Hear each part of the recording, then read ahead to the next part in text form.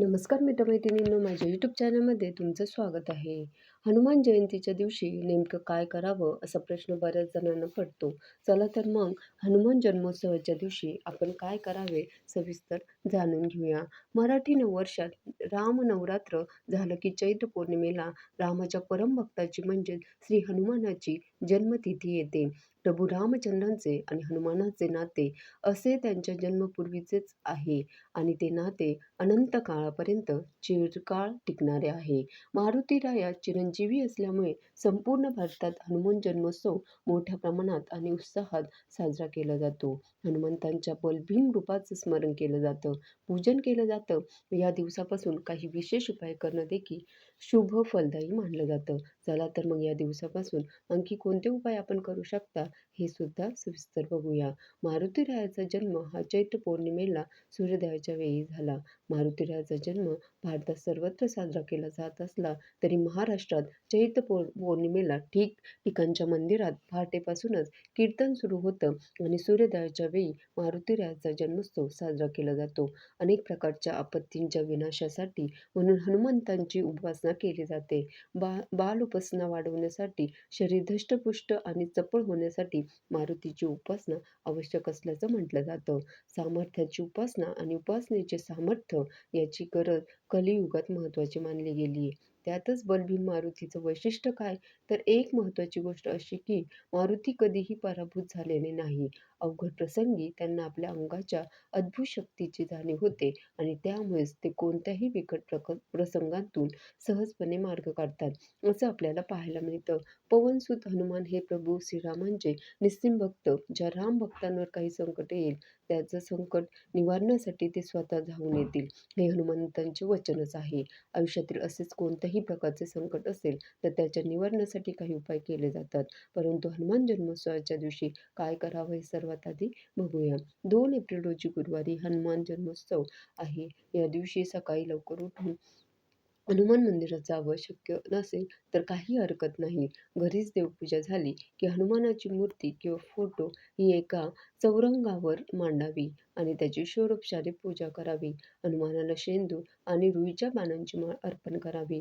बुंदीचे लाडू किंवा गूळ खोबऱ्याचा नैवेद्य अर्पण करावा. या दिवशी 5 किंवा 11 वेळा हनुमान चालीसाचं पठण करावं. हे अत्यंत शुभ मानलं जातं. अगदी साधी सोपी पूजा आहे. काहीही जमलं नाही तरी आपण एवढं करू शकतो.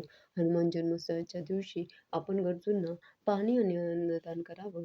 हे सुद्धा पुण्याचं काम मानलं जातं. शक्य असल्यास वानरांना फळ किंवा केळी खाऊ घालावी. या दिवशी रामनामाचा जप तुम्ही करू शकता. एवढंच नाही तर या दिवशी 5 किंवा 11 वेळा हनुमान चालीसाचं पठण करावं. शक्य असल्यास रामचरितमानसातील सुंदरकांड वाचावं. यामुळे घरात सकारात्मक ऊर्जा येते. हनुमान हे प्रभू श्रीरामचंद्रांचे परम भक्त आहेत. त्यामुळे श्रीराम जय राम जय जय राम या मंत्राचा जप केल्यास ते लवकर प्रसन्न होतात असं मानलं जातं.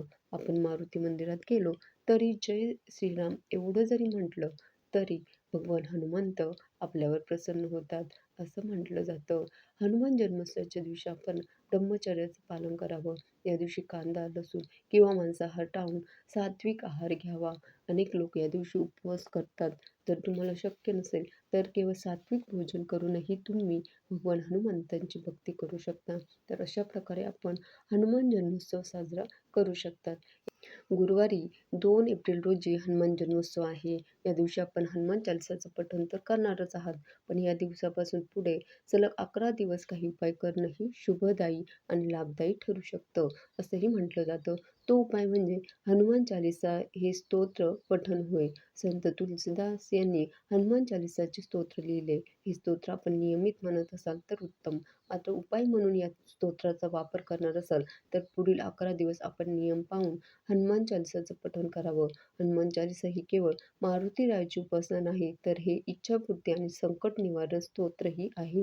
जर तुम्ही देखील इच्छापूर्तीसाठी हे स्तोत्र म्हणण्याचा विचार करत असाल तर काही नियमांचे पालन आवर्जून करावं. जसे आपली इच्छा मनोमन हनुमंताला सांगावी. दुसऱ्यांबद्दल वाईट चिंतन असल्यास ती इच्छा पूर्ण होत नाही. त्यामुळे सकारात्मक विचार ठेवावं. हा उपाय ब्रह्ममुहूर्तावरच करावा. पहाटे 4 ते 6च्या दरम्यान उठून स्नान करून स्वच्छ वस्त्र परिधान करून स्वच्छ जागा निवडावी आणि भगवान हनुमंतांचं स्मरण करावं. हनुमंतांची मूर्ती किंवा प्रतिमा मांडून त्याला फुलं व्हावीत आणि गूळ खोबऱ्याचा तर नैवेद्य दाखवावा. शांत चिंतन हनुमान चालीसाचं स्तोत्र पठण सुरू करावं. इच्छापूर्तीसाठी हे स्तोत्र सलग 11 दिवस 11 वेळा म्हणावे. 11व्या दिवशी 11 वेळा हनुमान चालीसा म्हणून झाल्यावर बजरंग बाण हे स्तोत्र म्हणावे. कारण त्या स्तोत्रानुसार हनुमंत इच्छापूर्तीसाठी स्वतः धावून येतील असा त्यांनी शब्द दिलाय. तर अशा प्रकारे आपण हनुमान जन्मोत्सव साजरा करू शकता आणि आपल्या इच्छापूर्तीसाठी, मनोकामनेपूर्तीसाठी काही साधे सोपे उपायसुद्धा करू शकता. हनुमान जन्मोत्सवाच्या दिवशी चैत्र पौर्णिमा असते आणि या चैत्र पौर्णिमेच्या दिवशी हे उपाय केल्याने तुम्हाला नक्कीच फळ मिळेल. धन्यवाद.